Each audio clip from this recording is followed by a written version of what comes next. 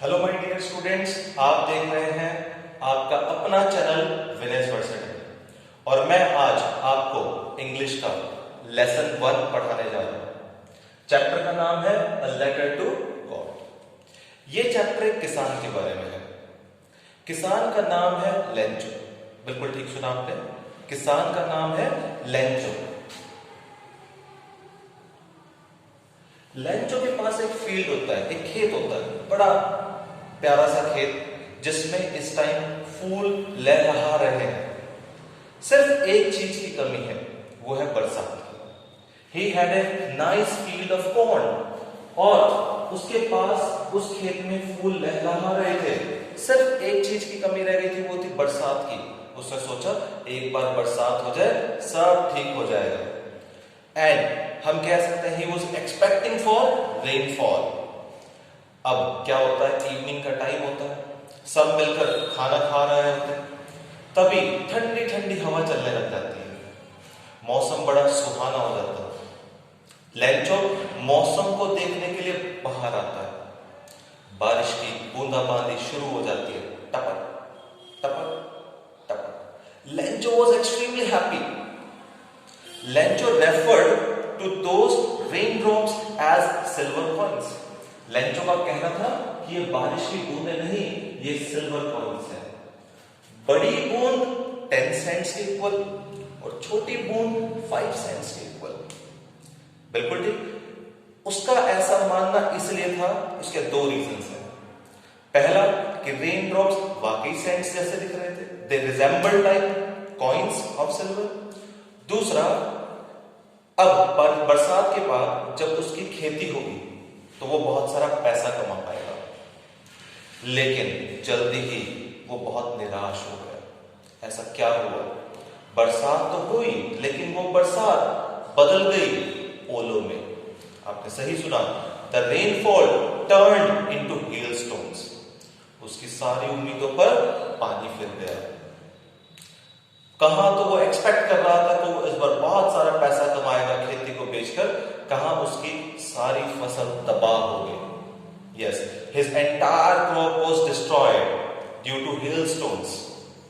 अब उसे कोई आशा नहीं थी, वो बहुत दुखी था, बहुत ज्यादा दुखी था। He was extremely sad. अब उसका खेत ऐसे लग रहा था मानो नमक का मैदान है। ऐसा लग रहा था जैसे उसके खेत में नमक ही नमक भर गया हो। He thought that his field was now covered with salt। सारी खेती बर्बाद, सारी मेहनत बर्बाद, सारा पैसा बर्बाद। और अब तो ये बात आ चुकी थी कि उसके पास गुजर बसर करने के लिए भी पैसा नहीं था।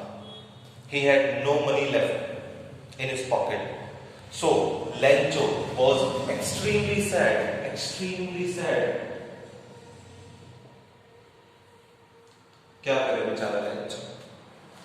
लेकिन लेंचो ने बचपन में सुना था कि भगवान हर जगह है और वो सब कुछ देखते हैं।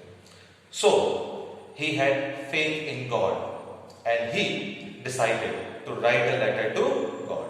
उसने भगवान को एक लेटर लिखने की सोच ली और उसने यही किया। उसने भगवान के नाम एक लेटर लिखा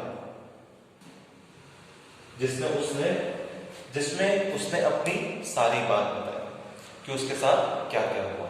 उसका एक खेत था, वो उसे बड़ी आशा थी, लेकिन वो सब बेकार हो गया। इसलिए उसे अब अपना गुजर बसर करने के लिए और अपनी अगली खेती के लिए 100 पैसोस की जरूरत थी। Yes, he requested for 100 पैसोस।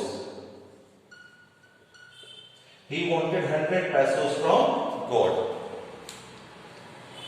और उसने क्या किया, ये लेटर जाके पोस्ट कर दिया।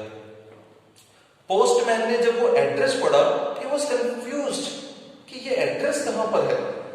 उसने जाकर वो लेटर पोस्ट मास्टर को दिया, जो कि भगवान के नाम पर लिखा हुआ था। पोस्ट मास्टर भी देखकर हैरान हो गए, लेकिन वो उस किसान के विश्वास को नहीं डगमगाने देना चाहते थे। उन सब ने उसको अप्रिशिएट किया। They all appreciated him for having so much of trust in God। It was so wonderful। उन लोगों ने लेटर को खोला और उसकी दुख भरी कहानी को पढ़ा। फिर उन लोगों ने क्या डिसाइड किया? They decided to collect some money for him. उन्होंने उसके लिए पैसा इकट्ठा करने का सोच लिया और किसी तरह से भी उन्होंने कुछ पैसा इकट्ठा किया, लेकिन वो 100 पैसों इकट्ठे नहीं कर पाए। Everybody contributed some money. Postmaster contributed some money, all postman contributed some money, even postman's friends also contributed some money. सबने कुछ ना कुछ कॉन्ट्रीब्यूट किया, but they could not collect 100 पैसों as it was a big amount. खैर, जितना भी पैसा इकट्ठा हुआ, अगले दिन लेंचो पोस्ट ऑफिस पहुंचा। The next day he reached the building of post office.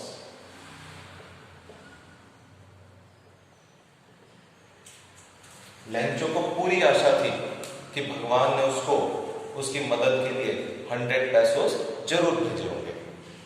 वो तुरंत गया और उसने पूछा कि क्या मेरे नाम कोई लेटर आया है? And the postmaster happily showed him the letter.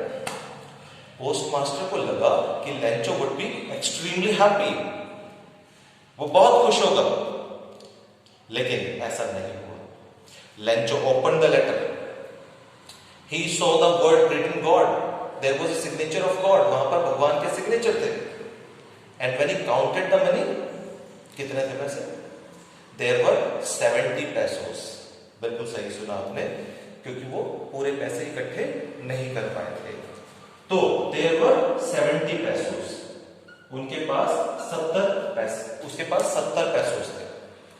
अब वो बहुत नाराज हुआ इस बात को देखकर। He thought the God had sent him 100 pesos, but the postmaster and postman